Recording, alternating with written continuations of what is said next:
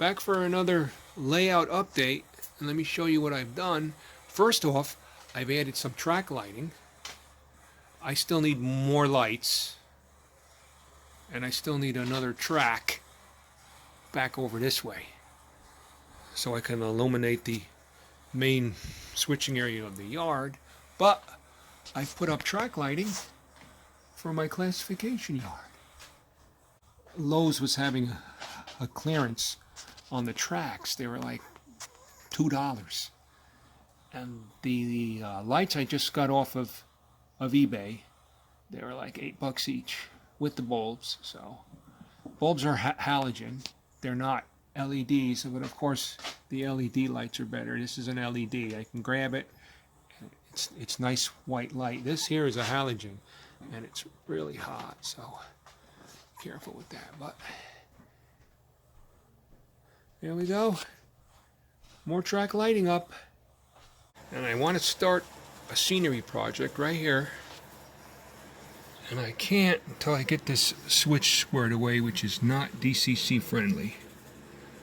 So, being I have not soldered those rail joiners there, and these rail joiners are just plastic rail joiners, and then I put styrene in between to fill in the gaps.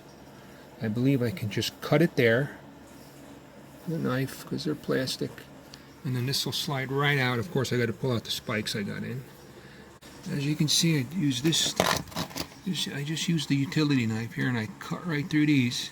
Just go back and forth with it. Don't push down, but go back and forth like you're sewing in it, and it cut these plastic rail joiners right off.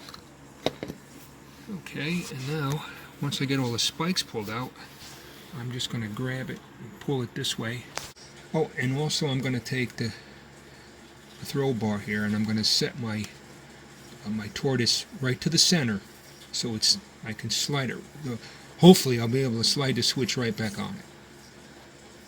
So I moved my tortoise by hand, and now it's in the center. I'll leave it like that. Alright, I got it up. I had to use one of these underneath here because the paint that I sprayed it with, mono paint, sort of got under this tie and glued it down there.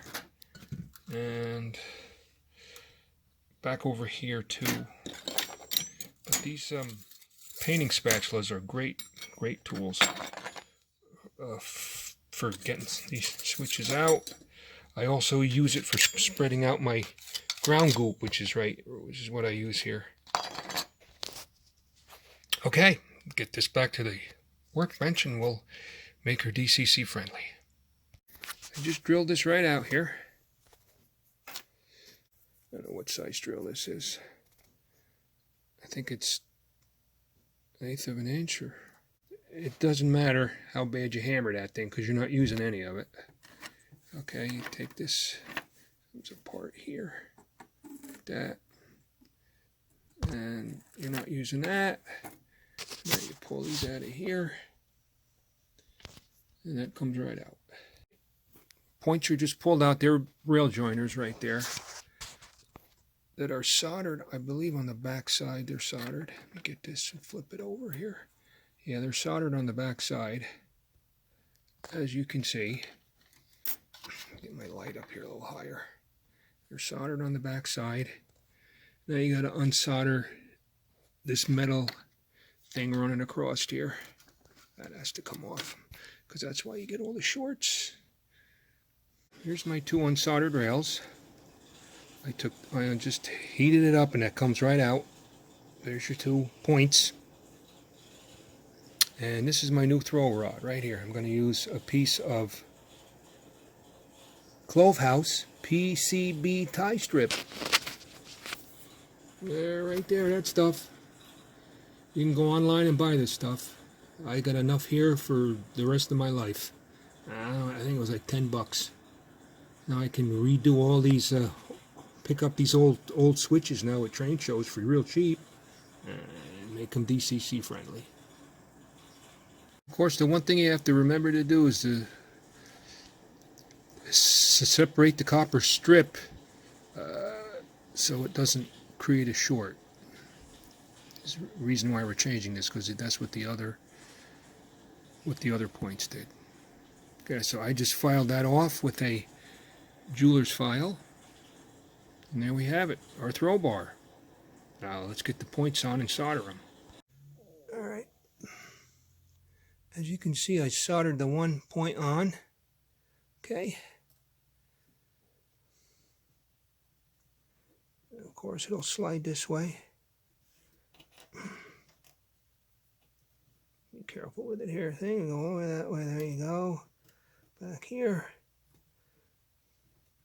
I'm going to put the other one on here. And then you got to come back this way. Make sure there's enough space for a flange to go through, which would be probably this here.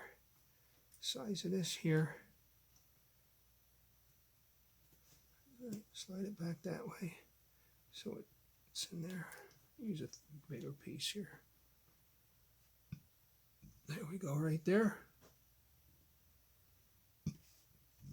Enough for a flange. And then move that back a little bit. Move that back just a little bit that way. There we go. And now we'll solder that one right onto there. And everything should be peachy. There we go.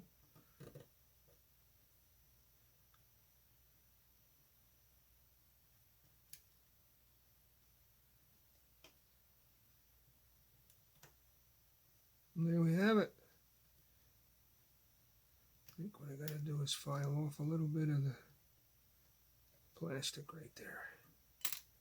Plastic melted a little bit on the ties here. Makes it run kind of inside here too. We got to get in there like that.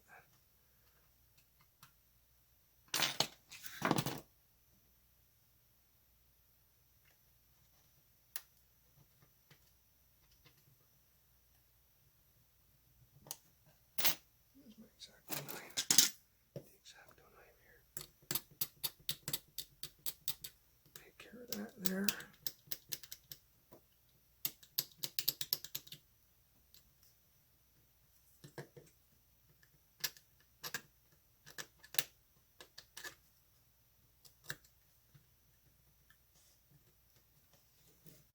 Put a wire for a frog juicer, put some jumpers across here.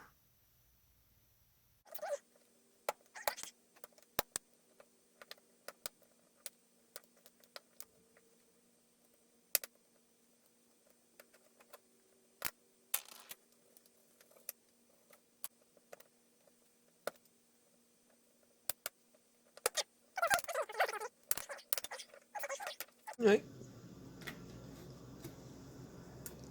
Check this out here. I've soldered a wire to the underneath here for the frog juicer. I've put two jumpers there. Okay, I've gapped this, and I'm not sure if I'm going to gap this or not, because all you need to do is just put plastic rail joiners here, and the whole thing is powered by the frog juicer. I still might, I don't know. Okay, and of course I put the new points on here. There's the new points.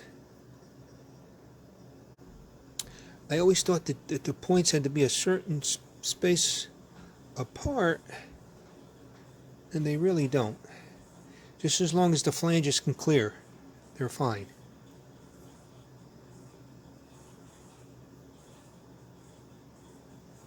Anyway, that was pretty easy to do. It's really not that hard if you have some soldering skills. And you know, with these things from Clover House, it makes it super easy. I just cut these in my chop box, and there we go. I have the switch back in place after I've done everything to it.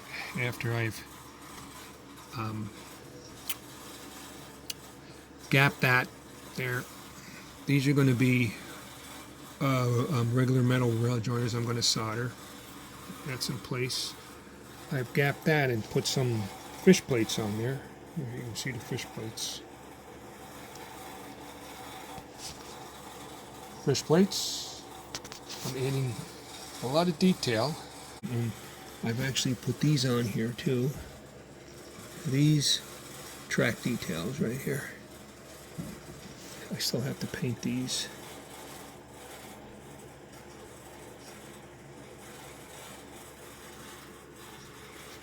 And there's the throw bar. So everything is connected.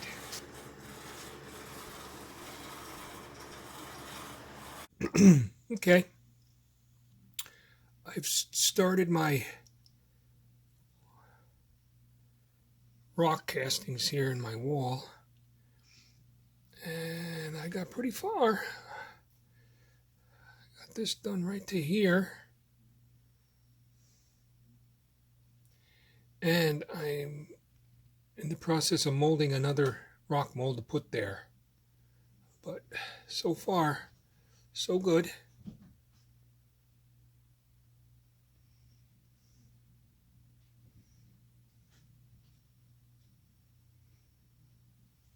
All right, here's the piece of rock casting that I'm going to put in there. The color is going to be a little different because this is a new batch of hydrocal. It's got a little bit more of a grayish tint to it, but not that much more to where, I mean, it looks halfway.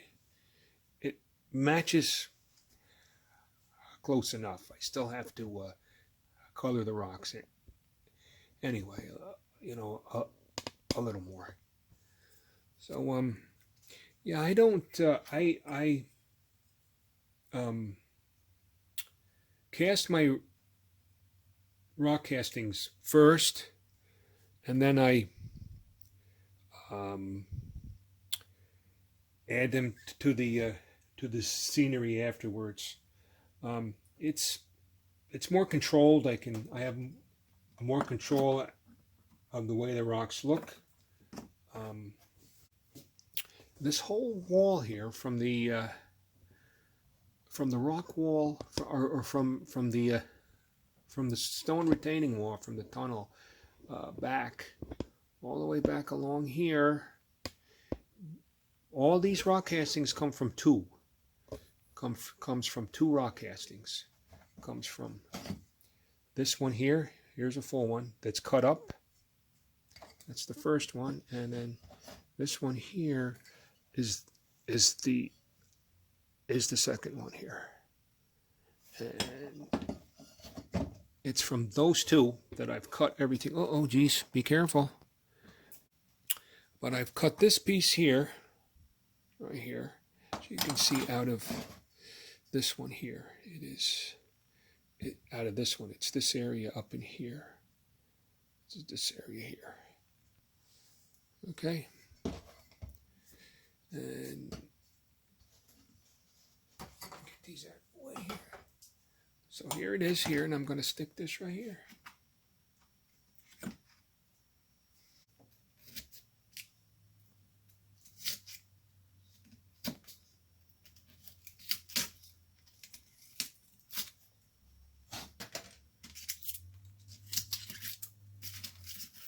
This styrofoam is very easy to work with, I tell you that. I love the styrofoam. Very easy to work with here. Pretty decent. Messy, but easy to work with here.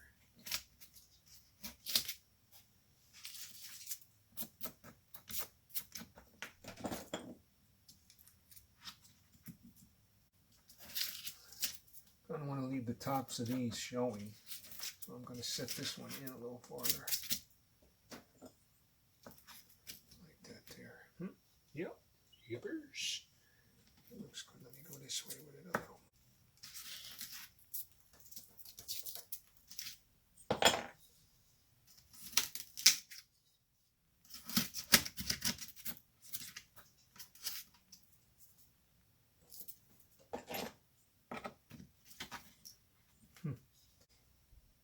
Think that's it? What do you think?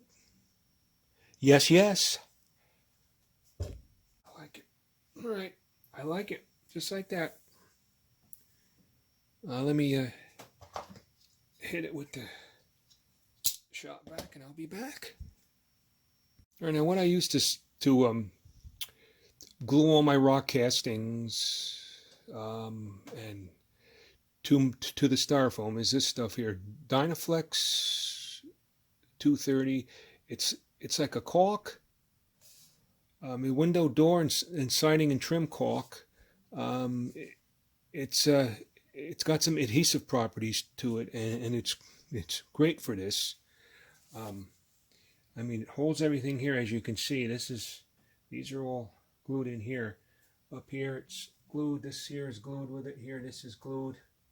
These are all glued with it. Of course, I've contoured this with the ground goop, which I'll mix some of that up, and we'll fill this in here once I get this. But this stuff works good because it's easy to take something apart if you end up not liking it. You can pull this stuff off. It won't hold it that tight to where you'll destroy everything. You can pretty much pull it off and save the rock casting. Okay, there we go. And I just made a mess on my thing over here, but that's basically it right there. Stuff glues on. I obviously got the brown, and so everything matches. But that's it. And this stuff usually dries in a couple of hours. It's dry. But as it's right here now, I can pretty much leave that right there, and it'll dry up on me. It'll get dry real quick. And in these areas here, I'll fill in with ground goop right here, this stuff. All right, I think I may want to stick a piece in there. What do you guys think? I got to cut that off. I got to cut this off here so it fits. See what happens when I cut this off here.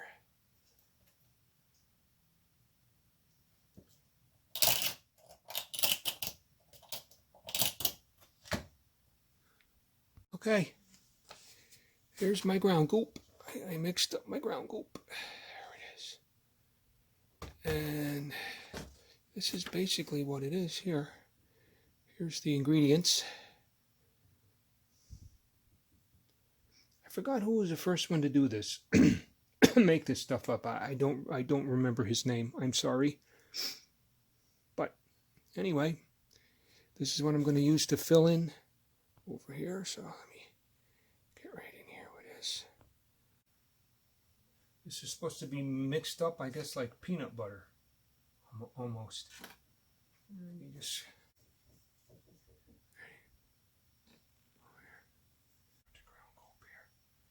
there we go. I'm going to put it inside here.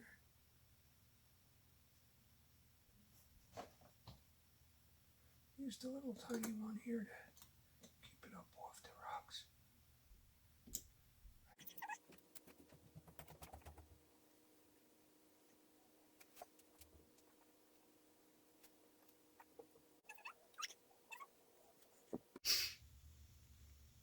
Alrighty, I finished adding some rock castings to the top of the tunnel entrance. I basically did it the same way. And the same rock mold I used. It's the top of the tunnel. Guess I'll put some rail fans up there, huh?